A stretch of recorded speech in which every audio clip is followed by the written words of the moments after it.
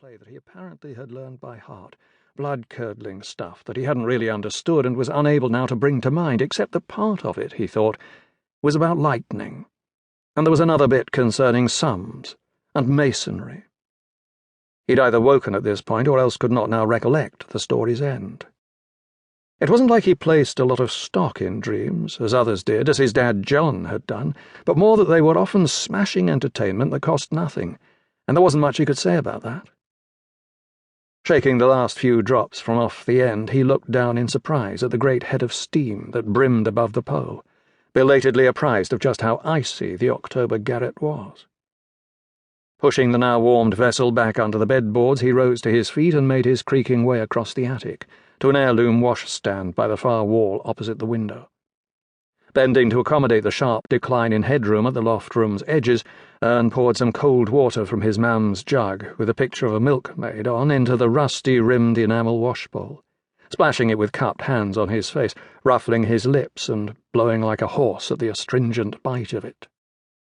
The brisk rinse turned his mutton chops from arid, fiery scrub to freshly watered ringlet fronds, dripping below his jutting ears. He rubbed his face dry with a linen towel, then for a while looked on its faint reflection that gazed from the shallow puddle in the bowl. Craggy and lean, with straggling wisps of pepper at the brow, he could see in its early comic lines the doleful cracks and seams of how Ern thought he might appear in later life, a scrawny tabby in a thunderstorm. He dressed, the fraying clothes chilled so that they felt damp when first he put them on, and then climbed from the attic to the lower reaches of his mother's house, clambering backward, down pinched steps that were so steep that they required one's hands to mount or to descend, as with a ladder or a quarry face.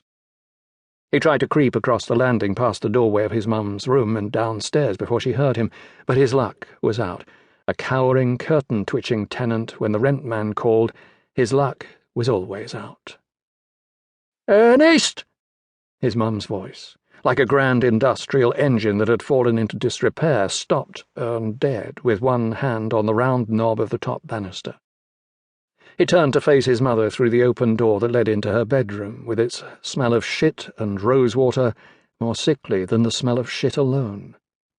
Still in a nightgown with her thinning hair in pins, Mum stooped beside her nightstand, emptying her own room's chamber pot in a zinc bucket, after which she would go on to make the rounds of both the Nipper's room and his and Annie's quarters, emptying theirs as well, and then later depositing the whole lot in the privy at the bottom of their yard.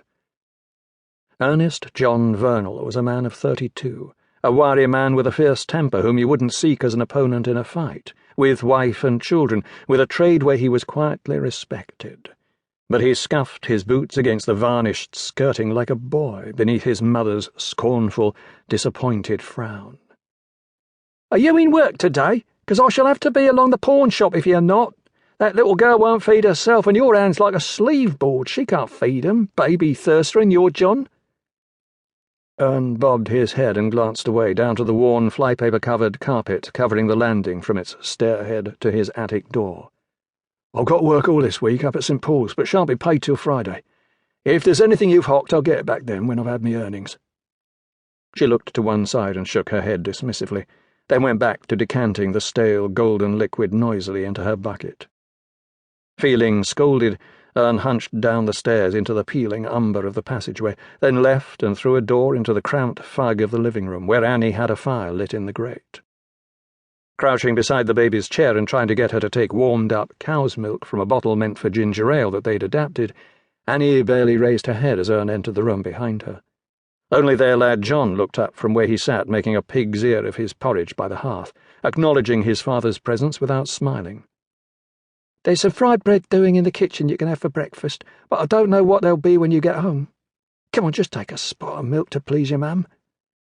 This last remark Anne had directed at their daughter, Thursa, who was still red-faced and roaring, turning with determination from the weathered rubber teat as Ern's wife tried to steer it in between the baby's yowling lips. It was a little after 7 in the morning, so that the dark-papered cuddle of the room was mostly still in shadow, with the burnished bronze glow from its fireplace turning young John's hair to smelted metal, gleaming on the baby's tear-tracked cheek and painting half his wife's drawn face with light like dripping. Ern went through and down 2 steps into the narrow shore.